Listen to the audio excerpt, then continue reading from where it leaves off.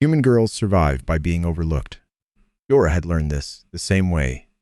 She had learned everything useful in her life by watching what happened to the ones who forgot it.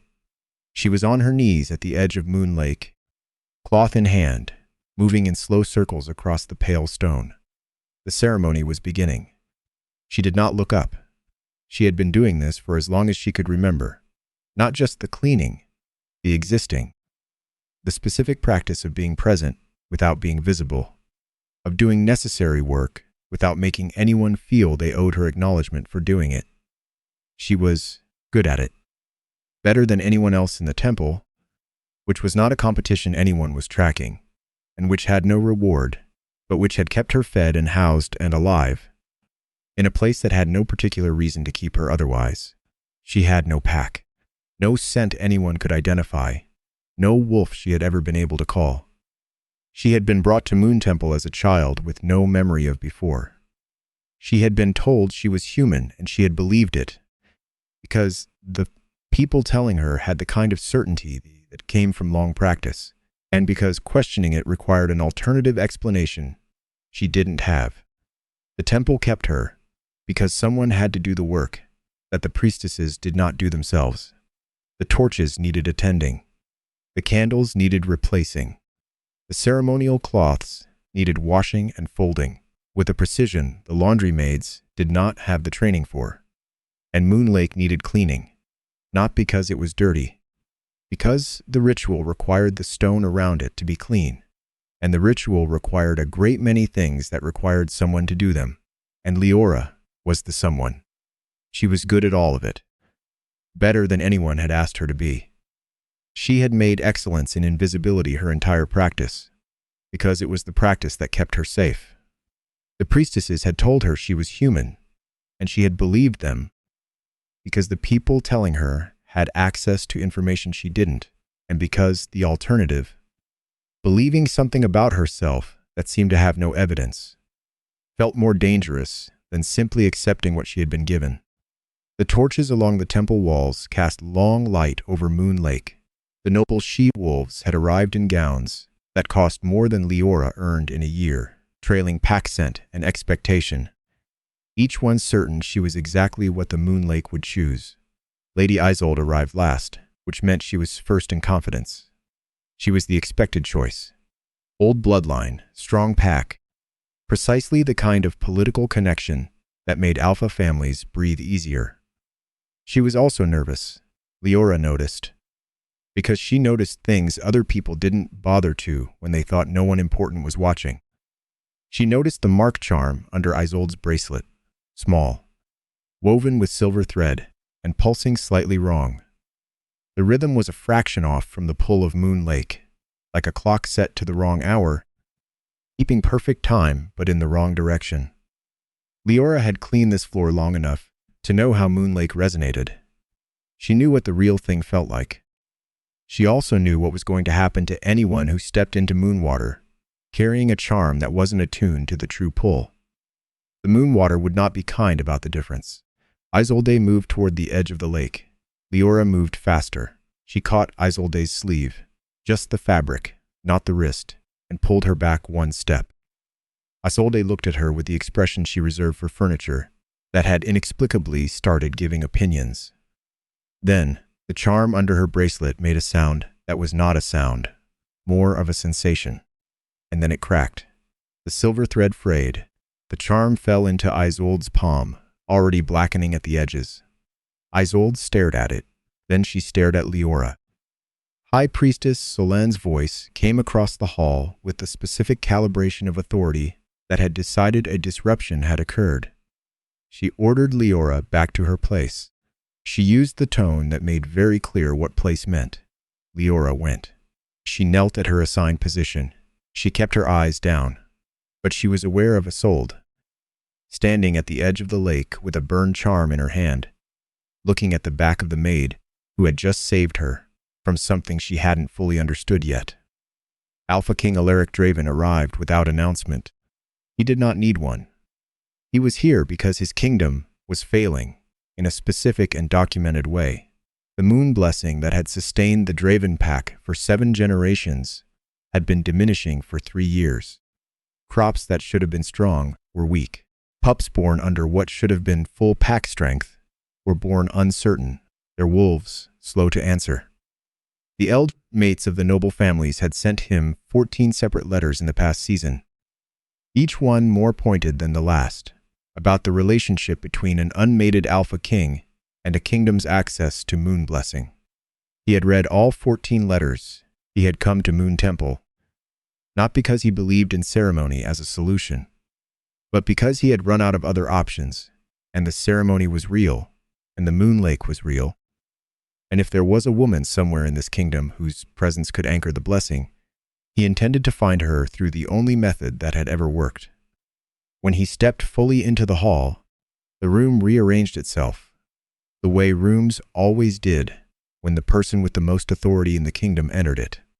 A collective realignment, every body finding itself positioned differently without being told to. Liora did not look up. She heard the weight of his steps. She heard the particular silence of wolf-strong men trying to appear at ease in a space where they were about to be observed. The ceremonial blade, the cut across his palm, the blood falling toward Moon Lake. The sound the lake made when it received royal blood was not dramatic. It was quiet. Most real things were. Liora had learned this from years of watching people expect the sacred to arrive with fanfare. She had watched them be confused when it arrived instead, as a shift in the quality of light. A change in the way sound moved through a room. A stillness that was different from the stillness before it. She had cleaned this lake long enough to know what its quiet felt like when something true was happening. The quiet now was different. The moon water's surface settled. Then it began to move. Light rose from below, not the diffuse glow of a torch or a candle. Directional. It traveled. It moved across the surface of Moon Lake and stopped at the edge, the precise patch of pale stone where Liora was kneeling, and in the light, in the surface of the water that she had cleaned and maintained and treated as sacred because someone had to, her name, Liora Vale. She felt the cold move from the stone through her knees. She heard Solanne's voice change register. She heard the collective breath of every noble she-wolf in the room, which was not quite silence and not quite sound, but something in between that meant none of them had words for what they were seeing. She thought, this is going to be a problem. She was right about that. Solanne's order was sharp. She told the guards to pull Liora away from the lake. She used the word contamination. Liora stood because she had learned that standing before being pulled was marginally better for her dignity than not. She took a step back. The edge of the lake was closer than she had calculated. Her heel found the lip of the stone and found nothing below it. She felt the moment balance became negotiable, and then a hand closed around her wrist. Strong. Certain. Not a rough grab, the kind of grip that had been precise about not hurting what it was holding. She did not fall. But the moment Alaric's skin touched hers, the mark appeared. It moved from inside her skin outward, silver lines forming a shape that was part crescent moon and part crown. Not on him, on her wrist. In front of every priestess in the hall. The hall decided this meant one thing. It was wrong, but it would take some time for the correct interpretation to be heard. The mark had appeared before the priestess, but Alaric had not claimed her. That difference would save them both. Finish the mark, Solanne said. She said it to Alaric, with the tone of someone managing a procedural outcome. The Moon Lake has chosen. The bond must be completed before the blessing destabilizes. Alaric looked at Liora. She was still holding his wrist where he had caught her. Not by choice, by the physics of almost falling. Her eyes were wide. She was not calm. He had seen that particular quality of fear before, in people who had been told what was going to happen to them, without being consulted about whether they agreed. He released her wrist gently. He stepped back. He said, to Solanne and to the hall, no mark made from fear will ever carry my name. Solanne's composure did not move, but something behind it did. Liora looked at him. She said, and the clarity in her voice surprised even her, If the lake called my name, why am I the only person in this room who was not asked whether I wanted that? No one answered. Alaric was quiet for a long moment. Then he said, because everyone assumed you would comply. She said, that is not the same as consent. He said, no, it is not. He asked for time. Selene gave them the night. She did not look pleased about it. Later, when the hall had mostly cleared, Alaric approached Liora where she had returned to her work. She had nowhere else to go. The floor still needed cleaning. He said he wanted to take her somewhere safer. She said, you mean your palace? He said, yes. She said, somewhere else they have decided is safe for me, that I have not chosen, away from the only place I know how to navigate. He stopped. He was quiet. He said, I thought taking you from this temple would save you. But a palace can be another cage if you never chose its doors. She looked at him. She said, that is the most honest thing anyone in authority has said to me in a long time. He said, is it enough? She said, not yet. He's accepted that. Which was the second honest thing he had done in as many hours. Priestess Mara found Liora before dawn. Mara was old in the way that meant she had been old for long enough that it had become a kind of armor. She brought moon water. She asked Liora to extend her wrist. Liora did. Mara applied a drop to the inside of her cuff, the skin that was almost never exposed. The place where the mark had first appeared. The moon water showed what moon water showed, what was underneath the surface, faint lines. Silvery residue embedded in the skin, almost invisible. Older than the mark by many years, moon salt. Mara said, you are not human. You were made to seem human. Liora sat with that for a long time. She said, how long? Mara said, since before you were old enough to ask the question. She produced a piece of cloth, old. The fabric had the texture of something kept carefully, not of something forgotten. Wrapped inside it was a fraying edge of what had once been a ceremonial blanket. Blood moon weaving, the kind used only for children born on blood moon nights. And on the corner of it, a mark, small and silver, the same shape as the one now on Liora's wrist.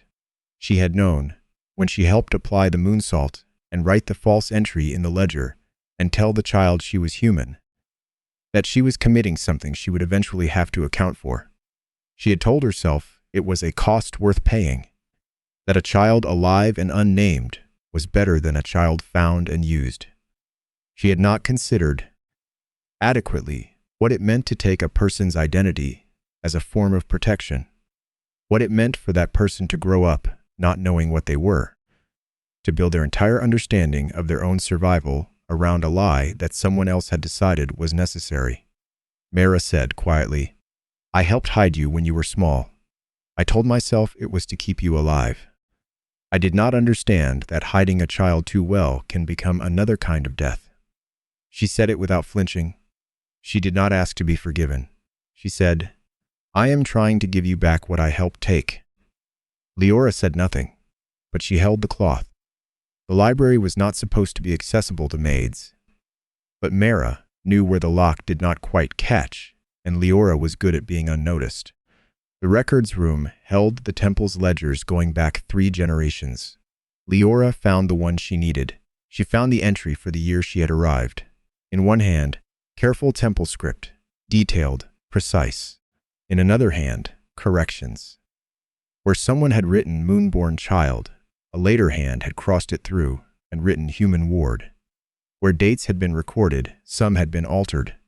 Where a lineage note had been attached, a page had been torn. She sat in the dark between the shelves and understood the architecture of what had been done to her. She had been brought here as a resource. Someone had needed a moon vessel who did not know she was a moon vessel. A vessel who cleaned floors and kept to her place, and would not notice the specific kind of power she was carrying until someone needed to use it. She thought about the ledger entry. Moonborn child, crossed out, human ward, written over. She thought about every time she had accepted being called human, because she had no reason not to. She thought about how useful it was, to a person who wanted a resource, to have that resource not know its own value. She also heard, for the first time, faintly, from somewhere inside her own chest, a sound she could not have named before that night, distant, like a howl heard from the bottom of a cold lake. She pressed her hand against her sternum. The moon salt burned faintly at her wrists. She could not answer it yet. The moon salt made the attempt painful in the specific way that suppression always makes honesty painful. Not impossible, just costly, she thought. It has been there the whole time, she thought. Every moment I believed them, every time I accepted the word human as a complete description, there was something underneath that I was taught not to hear. She thought about the children. They must have hidden the same way. The ones who had been told what she had been told. The ones living in other temples, other service roles, other carefully arranged invisibilities. She was not the only one. The moon salt had not been invented for her. It had been in regular use. She sat with the cloth in her hands and the distant howl inside her chest, and understood that the temple had not been protecting a single secret. It had been maintaining a system, but she knew now that it was there. Selene had not protected the temple records. She had edited them until obedience looked like holiness. Alaric found the blood oath seal under the old altar in the sub-temple 3 hours before dawn. He had been following the logic of what he had seen. The ledger Mara had helped him access. The page torn from the ritual book. The fact that the ceremony Selene had arranged did not match any ceremony in the legitimate record. The seal was old stone. The markings were not in the current temple script. They were the script used in the time of King Theron, the Alpha who had converted the mate mark from a bond of recognition into a binding oath. Theron had not wanted a mate. He had wanted control of everyone his mark could reach. The moon goddess had refused him. He had been removed. But his seal was here, under the altar, in a temple that had been managing its own history. Theron did not want a body. He wanted the law of the mark rewritten in blood, and Selene intended to give him the instrument to do it. Isolde came to Liora's room before the second ceremony was called. She had the charm in her hand, fully black now. She put it on the table between them. She said, "I did not ask where this came from. I should have." She said, "My family was told this would help the lake recognize me. I thought it was just assistance, a way to make sure the right person was chosen." She looked at Liora. "I wanted to be Luna, but I do not want to be proof of her lie." She said it quietly, not performing remorse, stating a position she had arrived at after sitting alone with a blackened charm and understanding what it meant about the room she had almost stepped into. She said she would tell anyone who asked exactly what the charm was and where it had come from. Liora said, "It will cost your family." Isolde said, "Yes, then, but you pulled me back from the edge of that lake. I would like to do something worth that." One of the younger priestesses came to Mara that same afternoon. She had been silent for 3 years. Selene had bound her vow to silence with a charm. The charm had weakened when Moon Lake had named Liora. She said the records that had been changed, she had watched being changed. She said there were others like Liora, children brought to the temple, labeled as human wards, their wolves locked with moon salt, kept as resources for a ceremony that had been building toward this night for a long time. Mara brought all of it to Alaric. He looked at the evidence assembled on the table. He looked at the seal. He looked at the torn page. He said nothing for a long while. Then, "We need to go down." They found Liora in the sub-temple before Selene could use her. Barely. Selene had arranged the space with the precision of someone who had been planning it for years. The dead moon lake beneath the main level had been prepared, an altar, a ritual blade. Liora was at the edge of the still water. Theron's reflection moved in its surface. Selene spoke about the kingdom's need, about the cost of letting every girl the moon chose have the luxury of refusal. She said, "A kingdom cannot survive if every girl chosen by the moon is allowed to say no." Alaric came through the passage behind her. He said, "A blessing that requires me to abandon the person it chose is not a blessing. It is a threat wearing holy language." Selene moved to complete the ritual regardless. The pull of the dead lake and Theron's reflected intent reached for Alaric's mark. Tried to pull it toward completion. Tried to use the bond's incompleteness as a door. Alaric felt it. He could have finished the mark in the next breath. He could have completed it and ended the threat. He stepped back instead. He looked at Liora. He said, "If the moon goddess chose you, then even I do not get to take what she gave you." A pause. Then simply, "Liora, may I stand beside you?" Not mark, not claim, not own. Stand beside. Liora looked at him. She said, "No one has asked me that before." Then she stepped away from the altar. She walked to the edge of the dead lake. She stood at the water's edge and thought about every name she had been given without being asked. Human, vessel, danger, sacrifice, Luna. All of them assigned, none of them chosen, she said. To the water and to Theron, and to Selene and to herself, "I am not your vessel. I am not his mark. I am the person born to carry moonlight, and I choose how to carry it." She looked at the water. It was still. It had been still for years, this lower lake. Still in the way something goes still when the thing that was supposed to move through it has been prevented from doing so. She understood that. She also understood that still and dead were different things, and that she had been told they were the same thing for long enough. That she had almost believed it. She had almost believed it about herself. She stepped in. The water was cold. The moon salt at her wrists burned. Selene said something, a command, an instruction to stop, to wait, to defer, to let someone else decide. The specific register of authority that had governed every room Liora had ever stood in. She did not stop. She reached into the sound she had heard in the library, that distant howl below the ice. She pulled.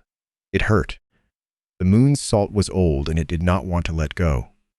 But it had never been the stronger thing. It had only been the earlier one. The wolf she called was silver. Not large, not aggressive. Certain. It rose behind her like moonlight given a shape. It stood in the dead water and made it not dead anymore. The light moved upward through the stone. Theron's reflection dissolved. He had needed a caged vessel and a coerced mark. Neither was available. He had nothing to hold to. The bond between Liora and Alaric was visible now, a line of silver light between the mark on her wrist and the mark that had formed on his, without either of them asking for it. Open at one end. The mark did not close around her like a chain. It remained open, silver and living, a promise waiting for the day. Liora chose the rest of it. Alaric knelt at the edge of the lake. He said, "I will not make destiny another cage." Liora stood in the moonwater with her wolf behind her. She walked out of the lake. She placed her hand in his. Not the other way around. She chose the direction. The promise bond settled between them without closing. Enough for the moon goddess to recognize them as fated pair. Not enough to require her to follow him anywhere before she was ready. Upstairs, Isolde laid the burned charm on the stone before the assembled priestesses. She told them where it had come from. She told them what she had been told about its purpose. She said, "I wanted to be Luna, but I do not want to be proof of her lie." The younger priestess, who had been silenced for 3 years, spoke. Mara presented the ledger with the altered entries. She presented the torn page from the ritual book. She presented the blood oath seal. The light from the lower temple was still rising through the stone. Not subtle about what it was doing. Illuminating, in the way moonlight was specifically designed to illuminate, the distance between what had been said here and what had actually happened. Selene was stripped of her authority before anyone formally made the motion. The moon did it. The light simply did not move for her anymore. The tribunal would follow later, but the temple had already stopped obeying her. Alaric asked Liora to come to Dravenmore. He said the council would want stability. He said, moon blessing flowed more easily when vessel and king were in the same place. Liora said, the kingdom needing me does not mean the kingdom gets to have me immediately. He said nothing. She said, there are children here, hidden the way I was hidden. Someone has to find them. He said, then I will return when you call. Not when the council gives me a deadline. She looked at him, She said, "That is the right answer." She meant it. The children they found over the following weeks were not dramatic discoveries. They were small and quiet, and had learned the same art Liora had learned. The art of being overlooked. The art of surviving by taking up less space than the room could spare. She knew how to talk to them. She knew how to say, "You are not what they called you." She knew how to say, "The wolf in you is real, even if someone puts something between you and it." Moon Temple slowly stopped smelling of old silence. A month after the night Theron dissolved into still water, Alaric came back. He arrived alone, no guard, no council, no ceremony. He walked to Moon Lake and sat on the stone where Liora did her thinking. He did not announce himself.